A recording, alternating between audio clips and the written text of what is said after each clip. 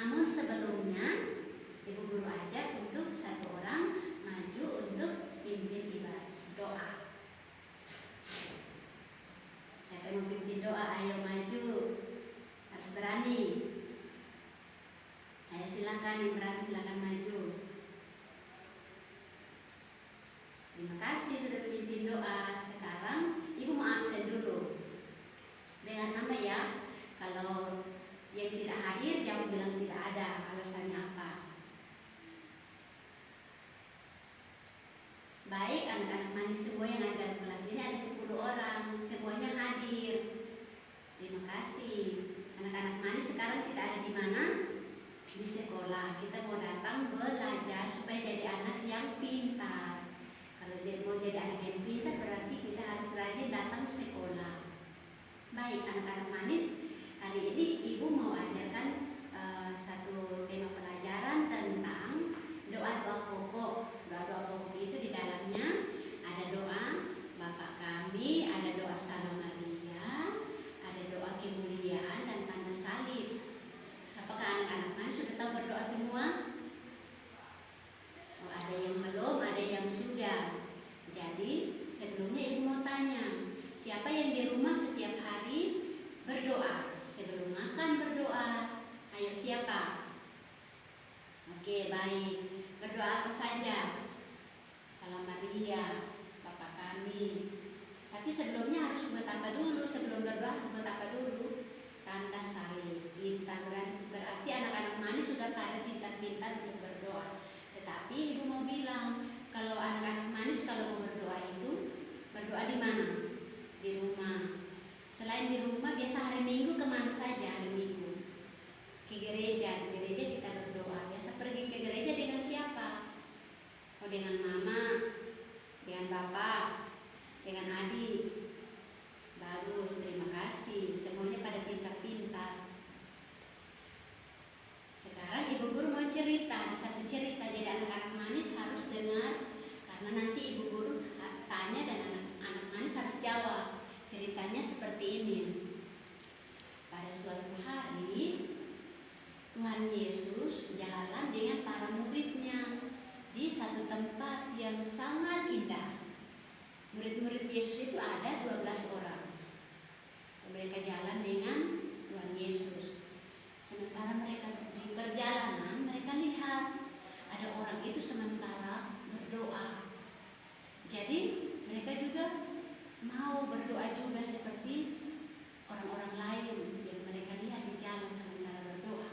Tapi waktu itu Yesus katakan kepada mereka, kalau mau berdoa harus masuk di dalam kamar, kunci pintu, berdoa. Saat kamu berdoa itu Tuhan Yesus sudah tahu, meskipun waktu kamu berdoa itu Tuhan Yesus tidak ada, tapi Tuhan Yesus sudah tahu.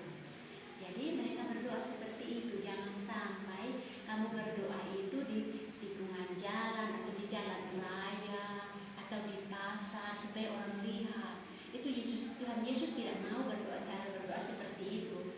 Tetapi kalau berdoa harus di dalam kamar, kunci pintu, baru mulai berdoa.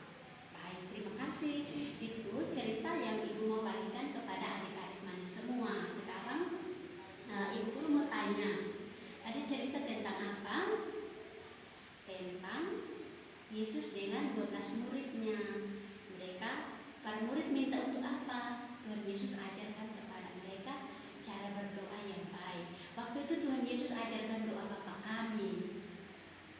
Waktu itu Tuhan Yesus ajarkan mereka doa Bapa Kami karena doa itu yang paling sempurna. Bagus. Jadi Tuhan Yesus tadi larang bilang tidak boleh berdoa di mana? Di jalan raya. Di mana lagi? Di pasar. Hebat, pintar-pintar semua anak-anak manis sudah tahu. Terus itu Tuhan Yesus bilang berdoa di mana? Kalau mau berdoa di tempat yang bagus itu di mana? Di dalam kamar. Buat apa dengan pintu? Dikunci pintu baru mulai berdoa. Itu adalah berdoa yang baik di tempat yang pantas untuk berdoa. Bukan di jalan raya, bukan di pasar supaya dilihat orang. Tetapi kalau berdoa di tempat yang tersembunyi, berarti Tuhan Yesus sudah dengar. Meskipun waktu itu anak-anak manis berdoa, Tuhan Yesus ada di situ. Tuhan Yesus selalu ada. Tuhan Yesus selalu ada dengan anak-anak manis. Jadi begitu. Hari ini kita punya tema pelajaran.